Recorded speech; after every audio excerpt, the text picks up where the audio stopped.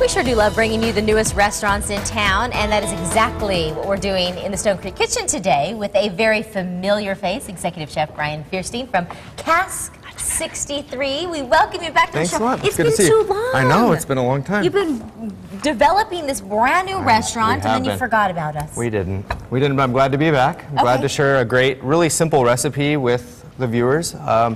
Very healthy if you left out the bacon. Okay. Not as flavorful, but definitely doable without the bacon. Well, let's get rolling on this recipe. We're going to start basically with a wild rice salad. We're going to pre-cook some wild rice, and it's a brown wild rice mix that you can buy at any grocery store. Pretty much everything we have here you should be able to find at any grocery store around town. Just start with a pan over medium heat, a little bit of olive oil. We like to use as much local product at the restaurant as we can, so we use Queen Creek olive oil for all of our olive oil products. Great stuff. Yeah, great stuff. Great to support local restaurants, local businesses, and use local produce. We're going to start with some shallots. Shallot is basically in the onion family. It's almost like a cross between, say, garlic or onion, you know, a little more mild in flavor. If you didn't have shallots, you don't have to run out to the store. You can, you know, cooking is great because you can do whatever you want with it. I love shallots, though.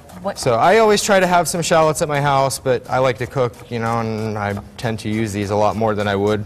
But just real quick, fast dice. Doesn't have to be super pretty. If you need to see, you know, how to dice, you just follow the lines on the onion. So you just go one cut across, and then a few straight cuts down.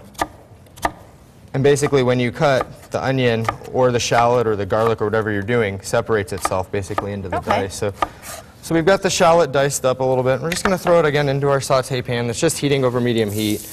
Now, is there less cook time for a shallot than, say, an onion? No, shallots and onions definitely, you know, cook very similar. If you ever see in the recipe sweat, you know, you'll read that a lot. It basically means you want to draw the moisture out without getting any color on the onion. So you just want to soften the shallot, the onion, the garlic, whatever it is you're using. Definitely want to season with a little bit of kosher salt and pepper. And you want to season each ingredient as you add them. That's what makes things taste good. It doesn't give you that real salty bite at the beginning or the end. If you season a little bit as you go each time, you'll get a lot more even flavor. We're going to start with some grilled artichokes. These are just marinated artichokes you can find at the grocery store. And you basically just want to cut them into quarters. Does that come in a jar or? Yeah, in a jar usually. I would prefer to get the jar ones. They're packed in usually olive oil, as opposed to the ones that are in the can that are usually packed in water. And we're just going to do a nice, like I said, rough little dice on these. And this is a real fast dish while the onions are sweating over here.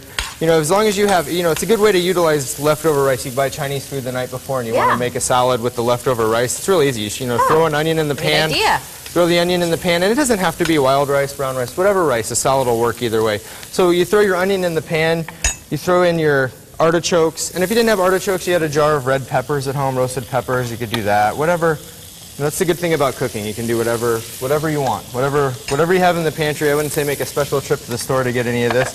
So as we mix this around a little bit, we're just going to toss it just to warm that up. We're going to add in our cooked rice just to warm up. And you just basically at this point want to warm the rice through. If you were to use leftover rice from the Chinese restaurant the night before, you could actually do it over high heat and almost make like a fried rice if you wanted to do it that way. We're going to add in some fresh cilantro. And again, just if you want to, you know, a nice trick for herbs, if you roll them over on top of themselves and just basically make a bundle and then slice straight down. I've always wondered about the stems on cilantro. Are we cool to have those in there? I'm okay with the small stems. You don't want the big woody stems at all, but if you cut it fine enough, like we're doing, by rolling it that way, you're not even gonna see them or know that they're in there. I love the scent of cilantro. Yeah, and it's something that people either love or hate. There's really no in between with cilantro. It's just like fennel. People either love fennel or they hate fennel. They either like that black licorice flavor or not. And then we're going to use some local tomatoes, just some local hothouse grown tomatoes from Wilcox. And these are sweet grape tomatoes. I'm really impressed with the way you just cut those, by the way. Yeah. That made me a little nervous. No, I shouldn't at all. I guess it's because I do it every day. You could, if you wanted to do your tomatoes one at a time, you could do them one at a time. That's probably how it would have been done in my home. I don't know, but you know, you can always lay them out on the board. Do it again. We're all impressed. Lay your palm flat, and then push down with gentle pressure, and just slide your knife through each tomato, and you have all your tomatoes cut in half. That separates from that must be the a men chef. from the boys. I was gonna say right that must be a chef thing. So we'll just mix this up a little bit, and I'm gonna grab a fresh lemon. Is that all this takes? Is just those ingredients? That's just a it. little It's bit of really, wine? really simple. Lemon. I like it. Okay, so I want to learn a little bit more about Cask 63. Cask 63 over there. I know it's a little bit of a tongue twister. I don't care if it's a tongue twister or not. If Yeah. it's delicious food, and it's as beautiful as I just saw video. Yeah, it's great. You know, the 63 derives from a cask of wine. So wine is bottled or is aged in a wooden cask, and there's 31.5 gallons in one cask. Oh. So you have 2 casks of wine, and you get 63, and that would be my partner and I, and our relationship we have.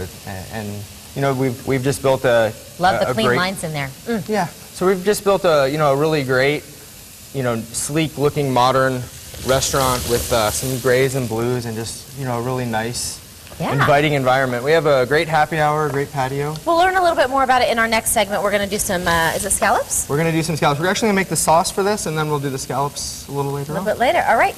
Looks delish. I'm so glad Chef Brian's back.